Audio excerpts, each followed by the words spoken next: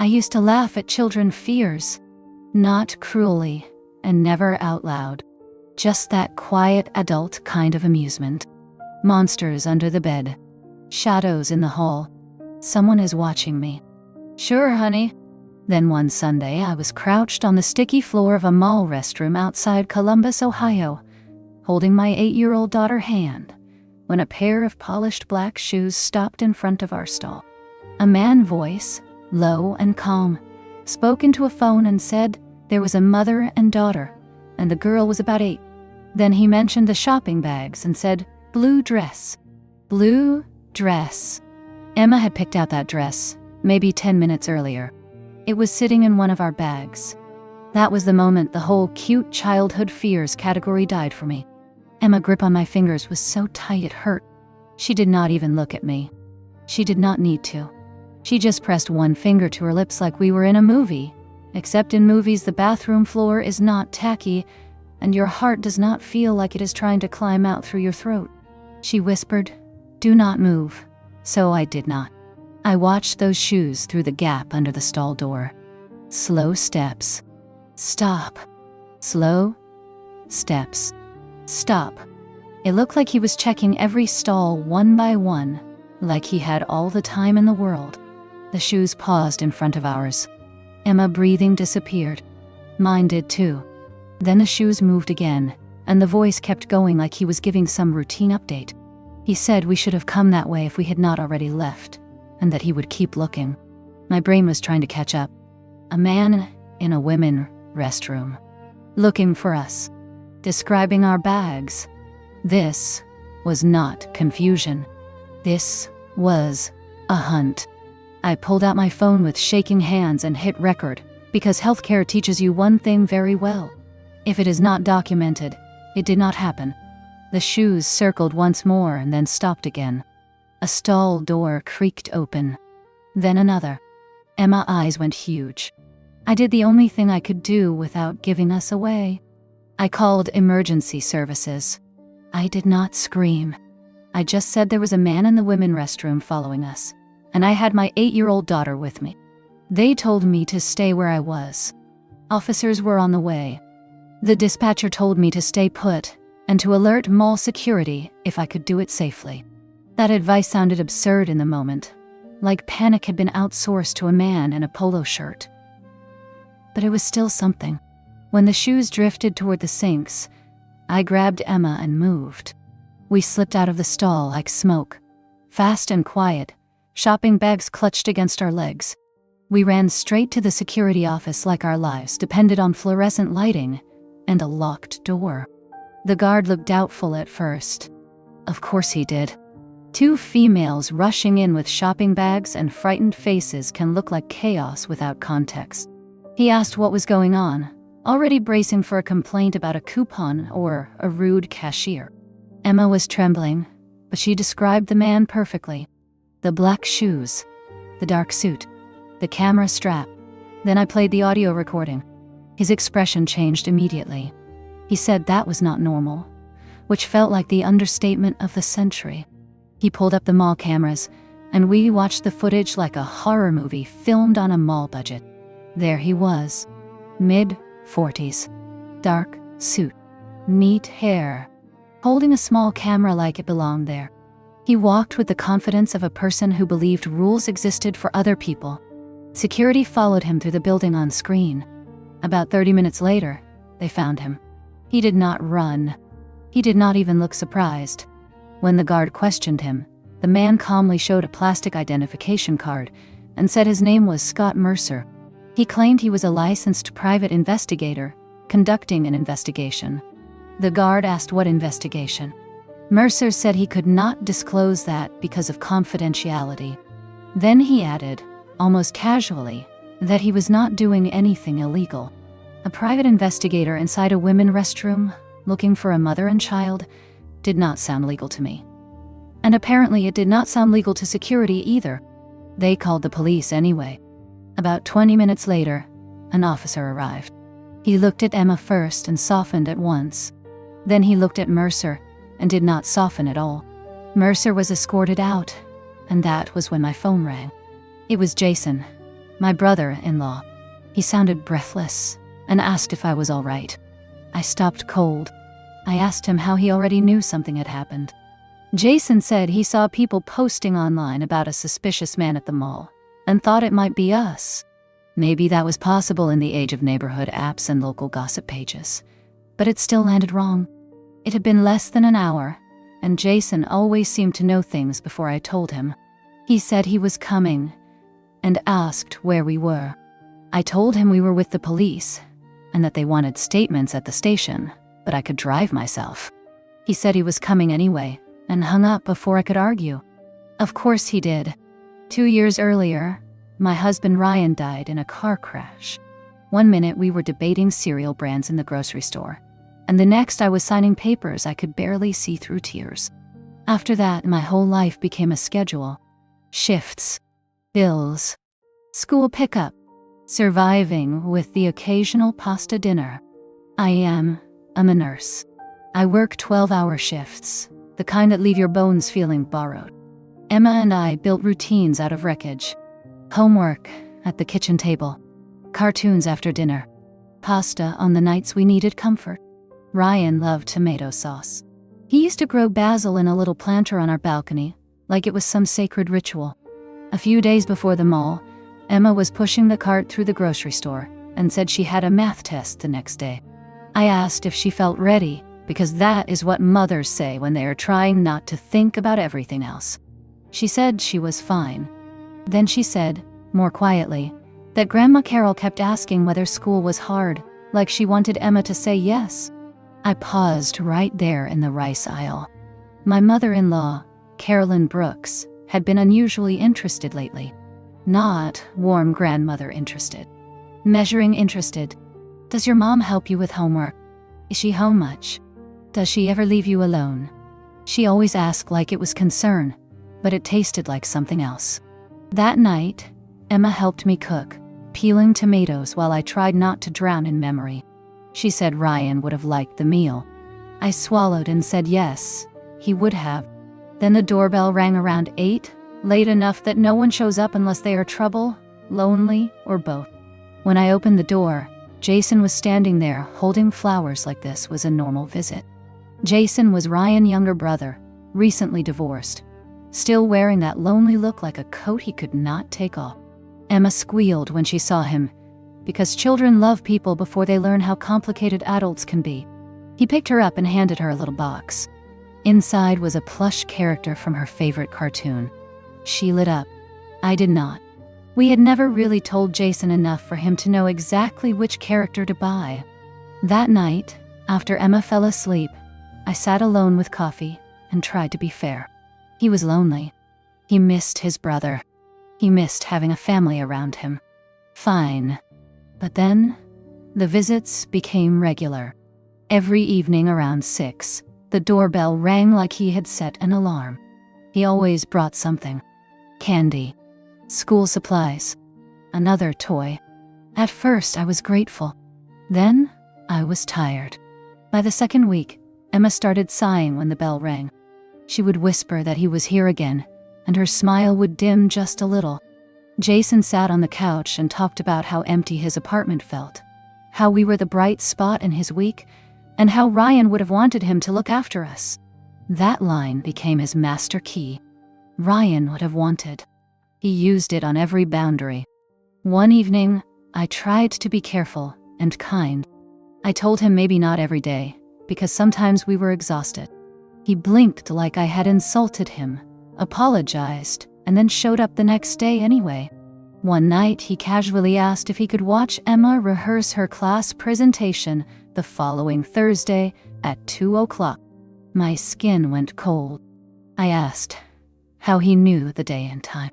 He smiled and said Emma told him. I looked at her. She looked confused and said she did not. Jason laughed awkwardly and said maybe he heard it some other way. Yet he still showed up at school that day and sat in the auditorium like he belonged there, like he was quietly stepping into Ryan Place. After Emma finished, he handed her a tiny bouquet. She thanked him politely. On the drive home, she stared out the window and whispered that she got tired when Uncle Jason came over. When I asked why, she said it felt like he was always watching her, like he knew everything she loved even though she did not remember telling him. Kids do not always have filters, but they also do not usually invent that kind of feeling for no reason. So, I started watching Jason more carefully. I noticed the way his eyes moved around our living room, not casually, but like he was taking inventory. He picked up framed photos and held them a second too long.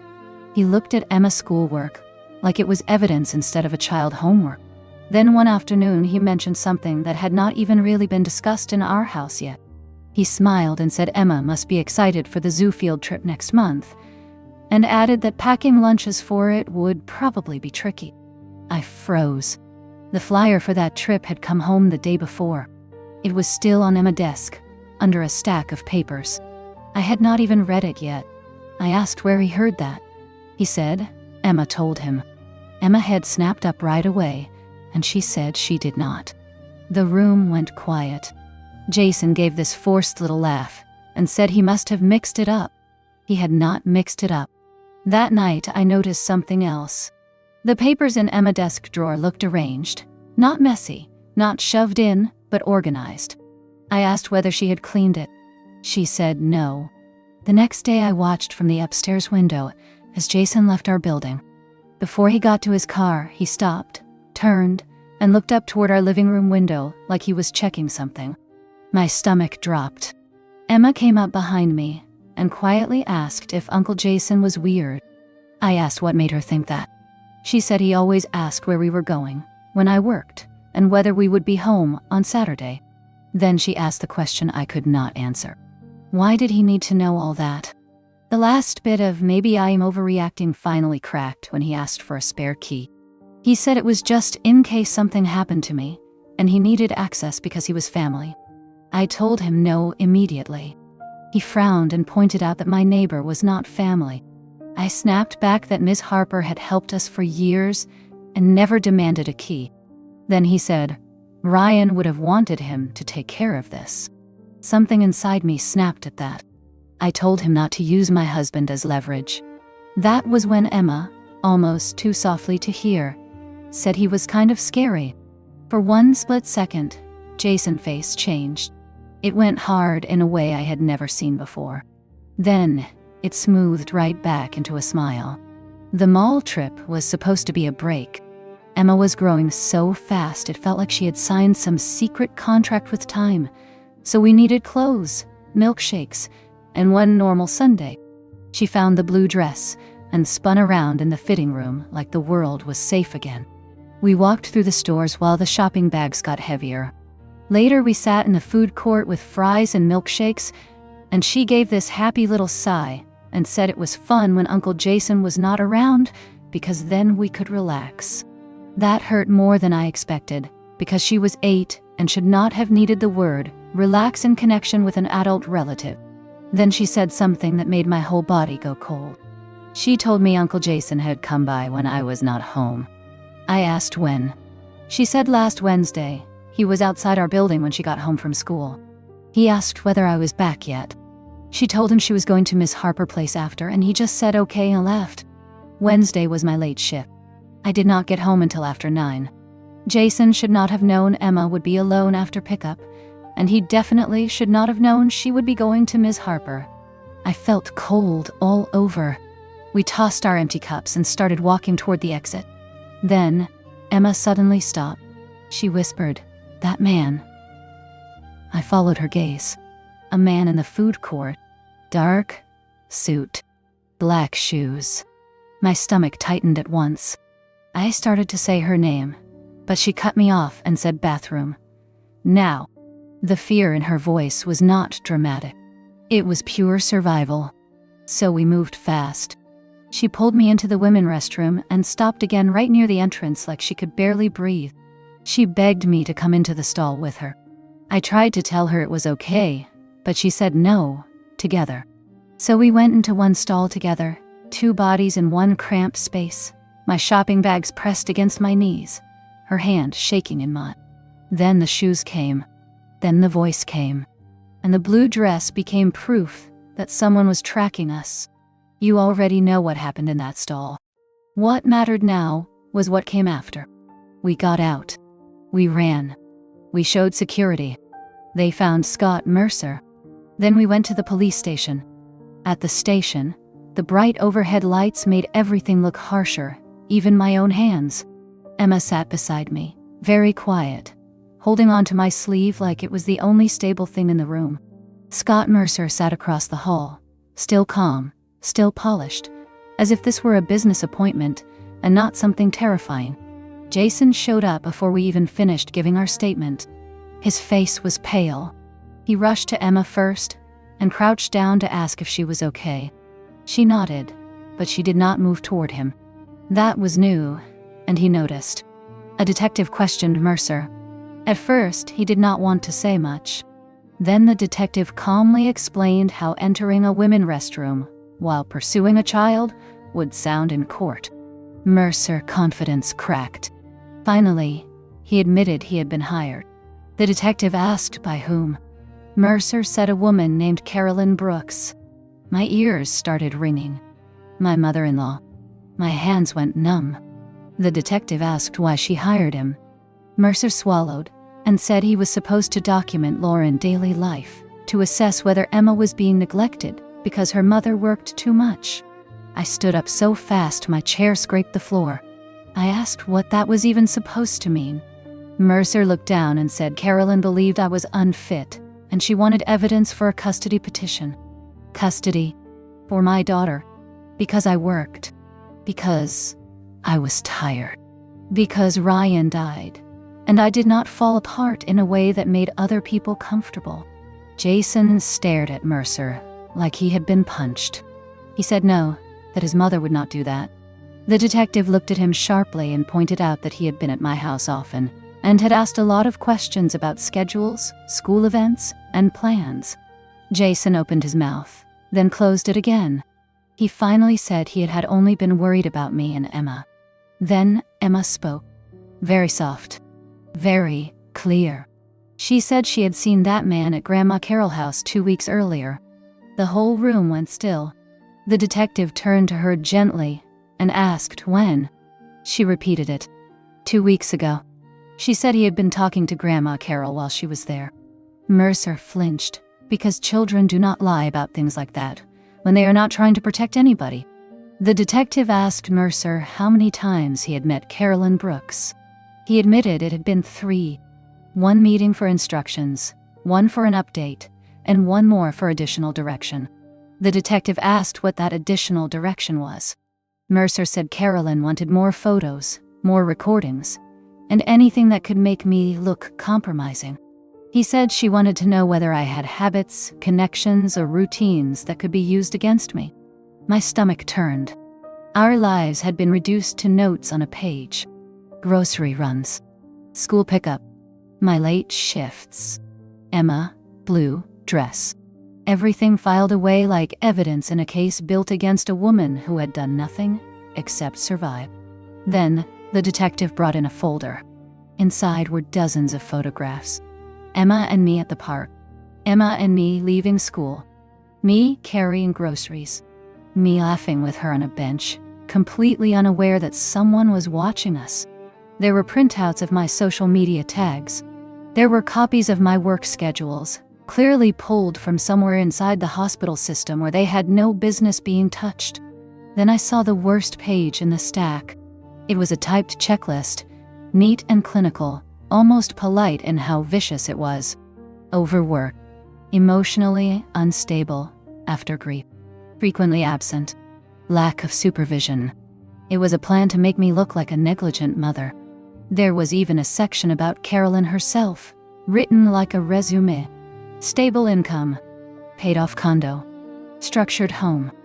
Deep interest in the child education. It made parenting sound like a competition you could win with bullet points. Jason stared at those pages, with his hands shaking. He whispered that his mother had really been planning to do this. Then he looked at me and asked, almost like a child, whether she had been using him. The detective did not answer for him. He did not need to. Jason looked at me with red eyes and said he swore he did not know. I wanted to believe him.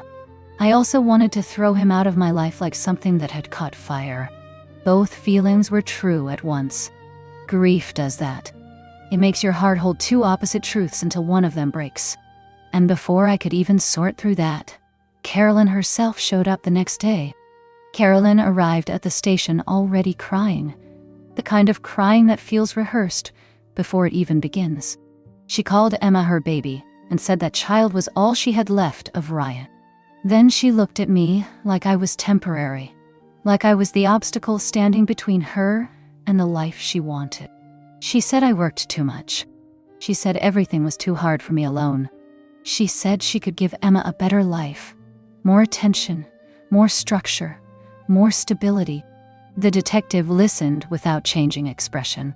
Then he told her, flatly, that she could not remove a child from a fit parent just because she disagreed with that parent's schedule. Carolyn's lips trembled and she whispered that she had no choice. But she did have choices. That was the truth, underneath all of it. She chose control. People like that always dress it up as love because love sounds softer. Control sounds ugly. The fallout moved quickly after that. A judge signed a temporary protective order.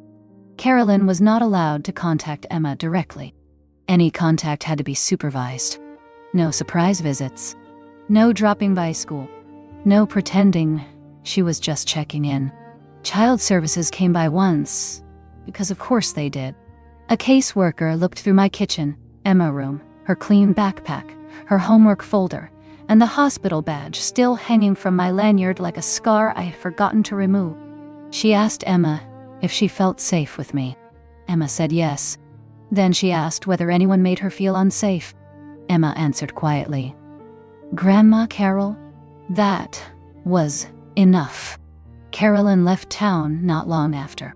She went to stay with her sister in another state to recover, because apparently even villains need rest.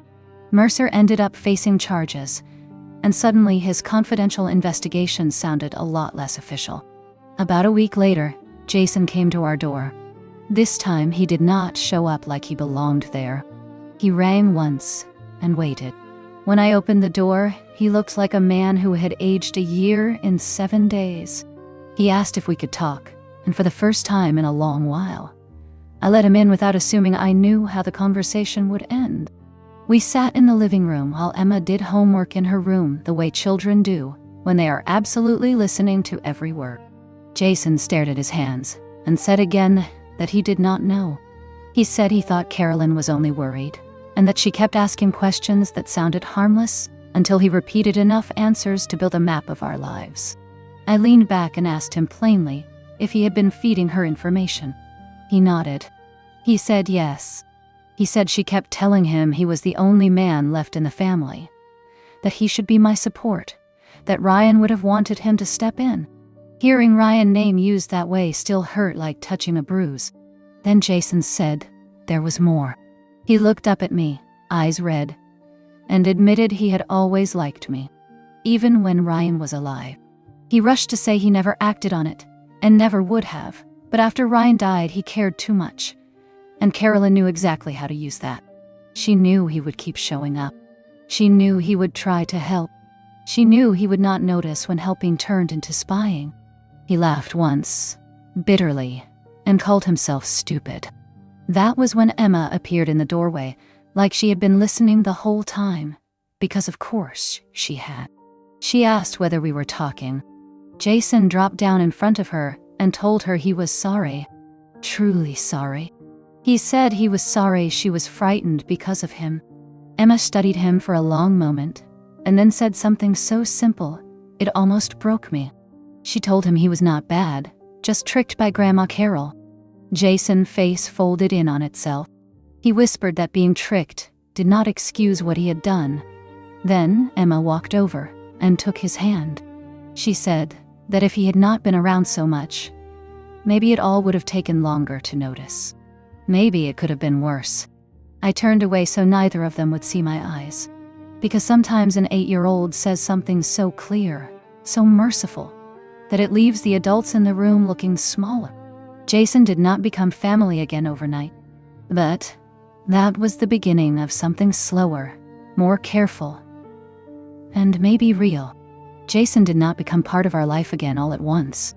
He earned his way back slowly, like someone rebuilding a house after a fire. Careful, steady, and without one careless move. He stopped asking where we were going. He stopped trying to know everything. He only showed up when I asked. Sometimes he fixed a leaking faucet. Sometimes he picked Emma up from school if I got stuck late at the hospital.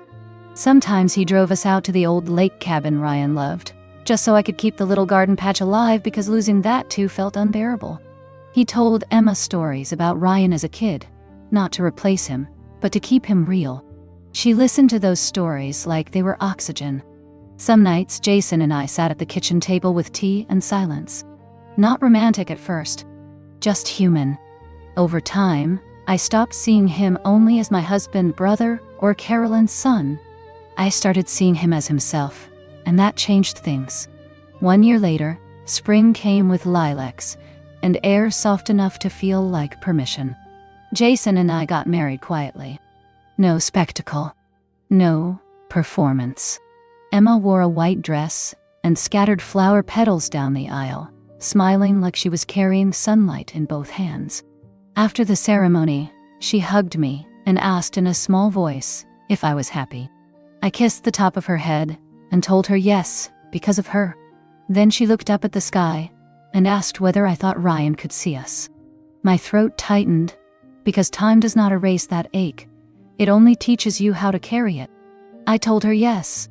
I thought he could, and I thought he would want us safe. Jason lifted Emma into his arms and told her gently that he was not there to erase her father. They would remember Ryan always. Emma wrapped her arms around his neck and declared that she loved Dad Jason and Dad Ryan. Somehow, hearing that made room in my chest for peace. Somewhere else, in some other city, Carolyn was probably still calling it heartbreak. Maybe it was. But heartbreak does not give anyone the right to hunt a child. In the end, that was the lesson I kept. Love that demands control is not love. It is ownership wearing a softer face. Real love protects. Real love waits. Real love does not build a case file on a little girl in a blue dress.